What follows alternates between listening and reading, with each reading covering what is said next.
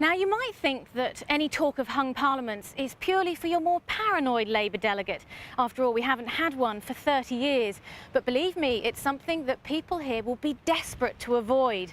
So what exactly is a hung parliament? Well, it happens when no single party has an overall majority. In other words, more seats than all the other parties put together. So two parties have to club together to form a coalition in order to govern. Now, this is the current state of seats in Parliament. You've got Labour way out in front with 353 seats. That gives them an overall majority of 69. Then you've got the Tories with 196 seats.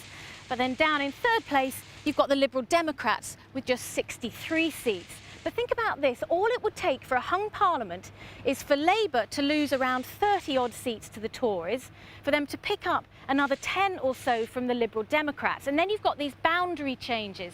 If they'd been in place at the last election, it would have meant that Labour would have had 20 fewer seats than it does now. So all of a sudden, Sir Min Campbell and his Liberal Democrats look awfully useful to Labour. If they would want to keep governing, they may have to offer him a seat at Cabinet or compromises on policies like proportional representation. But just how likely is all this to happen? Well, it's a lot more likely than you might imagine. It would only take a swing to the Tories of just over 1%, and judging by the polls, that is perfectly possible. This is the current state of seats in the Parliament. But don't forget that lead in the polls that the Tories have. It's a pretty solid 6 points. You've got the Liberal Democrats down on around 20%. But if that was translated into seats, suddenly Parliament becomes transformed. You've got Labour over here with 286 seats. That's just 2 less, despite that solid lead, than the Tories with 288.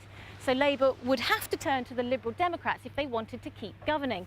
In fact, bookies are now saying that a hung parliament is actually the most likely outcome at the next election. So here's a final thought for Gordon Brown. He can make all the compromises he likes to get his hands on the keys to number 10. But is he just rearranging the deck chairs on the Titanic?